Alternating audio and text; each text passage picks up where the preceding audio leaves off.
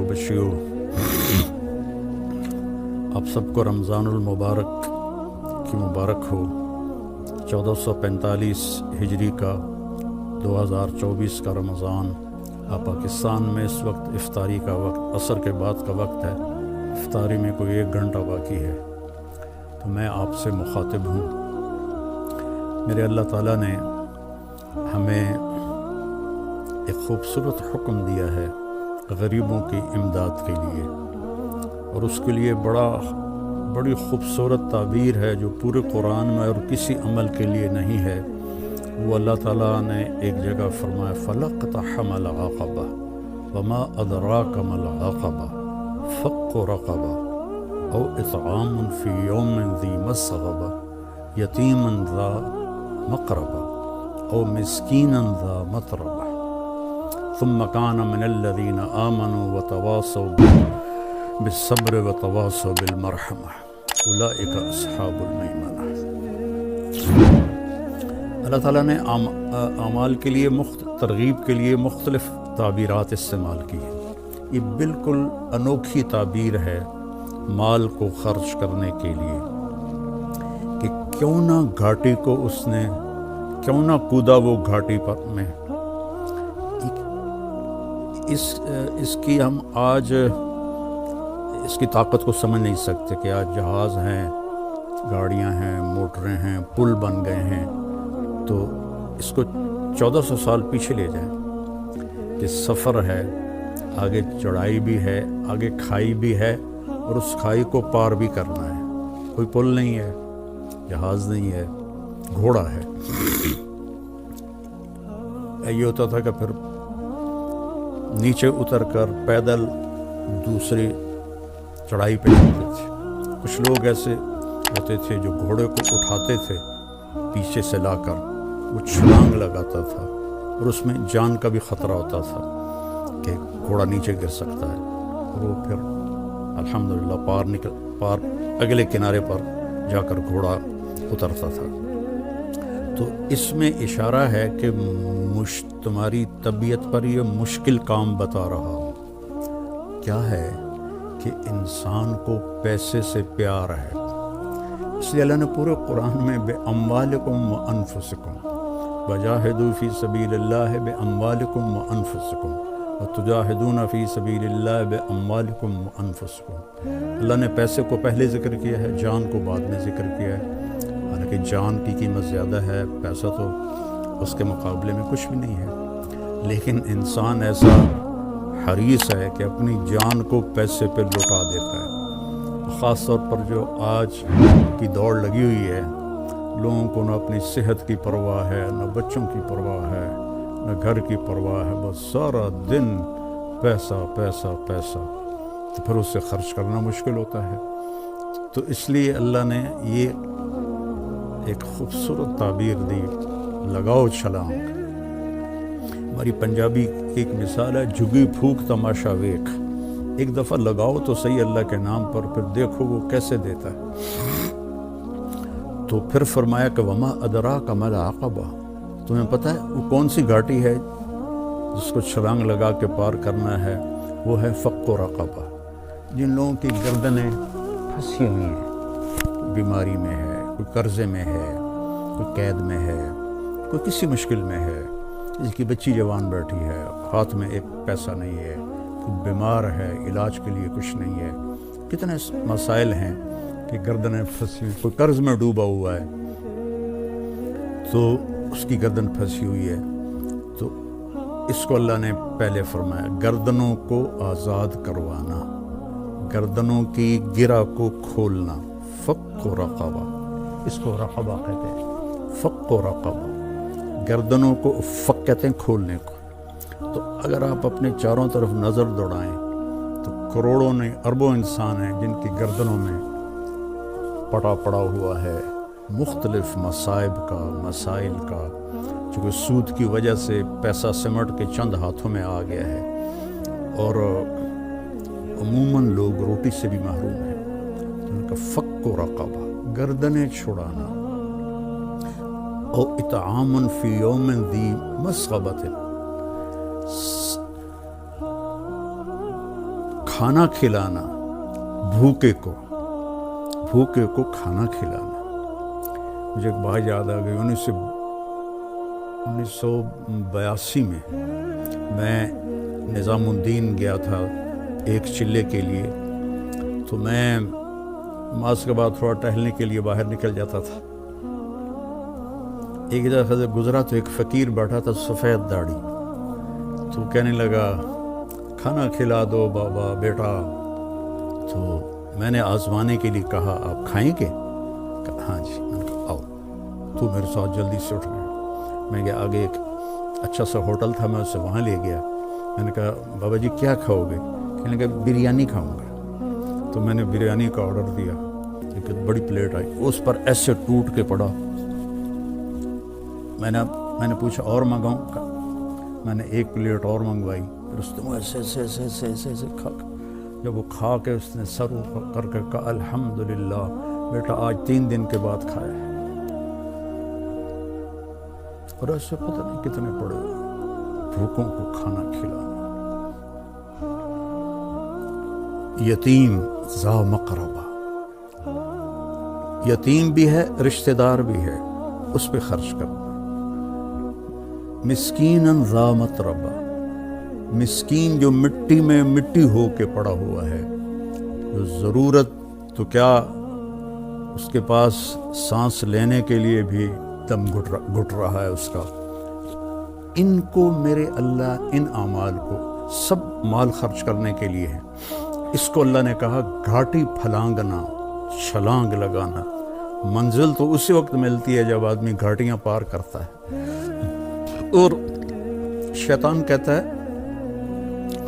ایک دفعہ شیطان کی ملاقات ہوئی اللہ کے محبوب صلی اللہ علیہ وسلم سے. تو آپ نے پوچھا تیرے دشمن کتنے ہیں؟ کہنے لگا 15.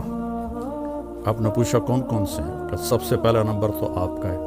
پھر اس نے گنوائے تو اس میں ایک یہ تھا, وہ سخی جو اللہ کے نام پر بے دھڑک خرچ کرتا ہے وہ بھی میرا دشمن ہے.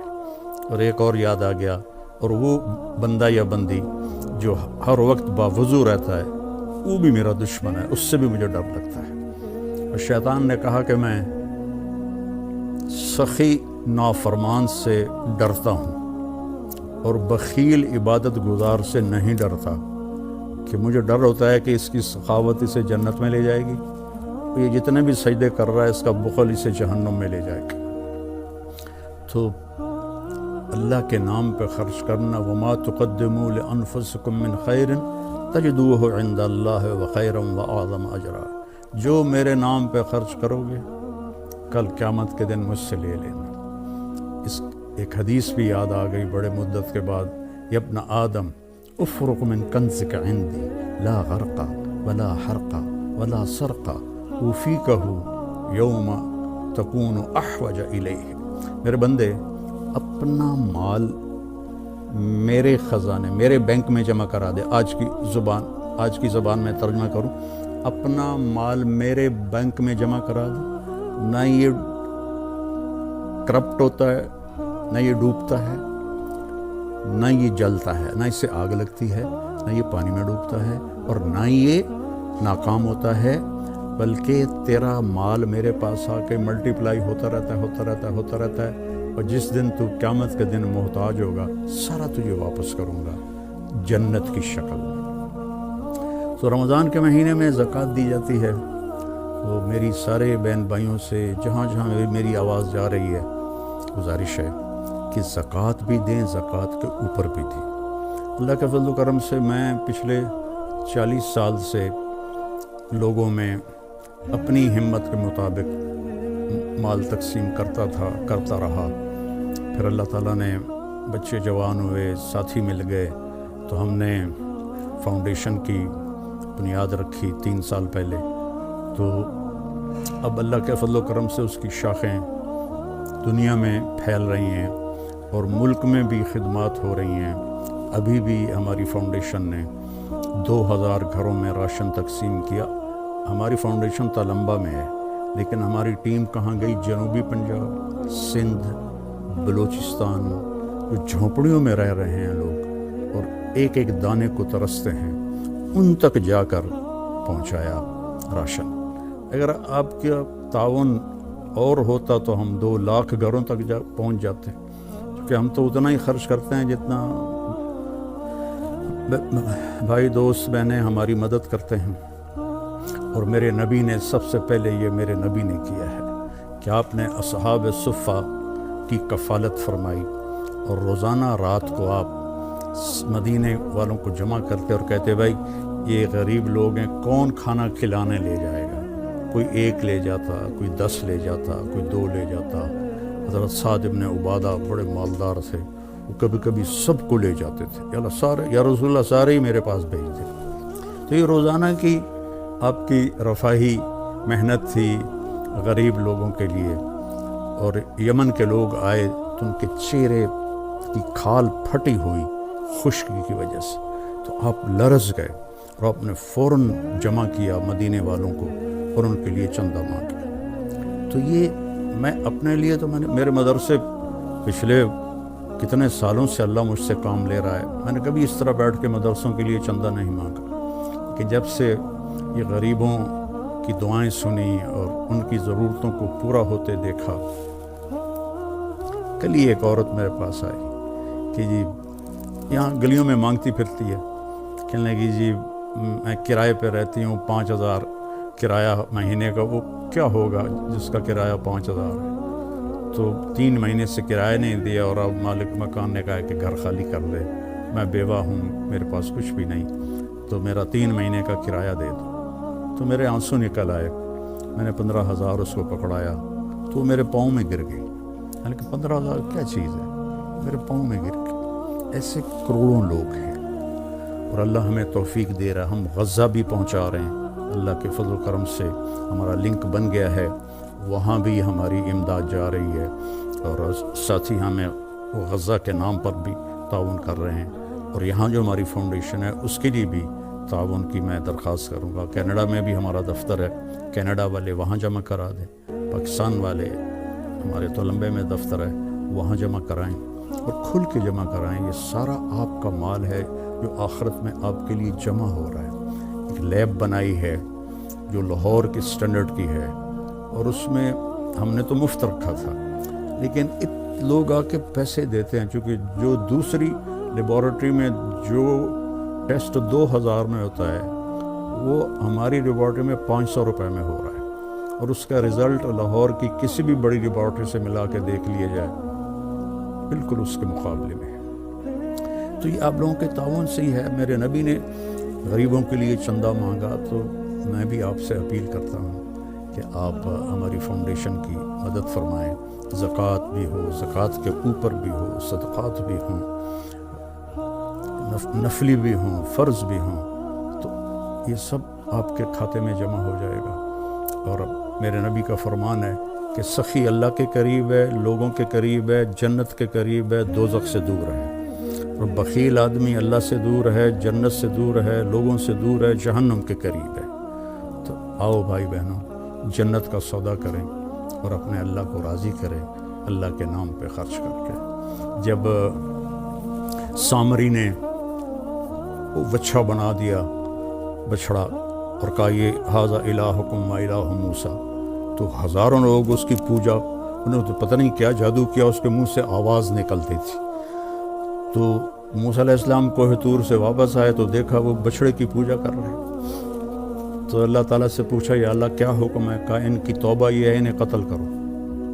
تو ان سب کو قتل کیا گیا، اور موسیٰ علیہ السلام رنجیدہ سے ہوئے تو اللہ نے ایک دم جنت دکھا دی، دیکھ تیرے بندے یہ جنت میں بیٹھے ہوئے ہیں جو قتل ہوئے ہیں۔ سامری کو پکڑا، جب اس کو قتل کرنے لگے تو اللہ جبریل آ گیا کہ اللہ کہہ رہا ہے اس سے قتل نہ کرو، اسے چھوڑ دو، یہ ویسے ہی مر جائے گا۔ موسیٰ علیہ السلام حیران ہو گئے، یا اللہ سارا کام تو اس نے خراب کی، تو ساری بےایمانی تو اس کی تھی، سارے نے سجدے پا چھڑیا، تو انہوں فرما رہے ہو بھی چھڑ دے ماں کی وجہ ہے؟ اللہ تعالیٰ فرمائے کم وقت سخی ہے بڑا، تو سخی نو قتل کرنا مینوں چنگا نہیں لگتا۔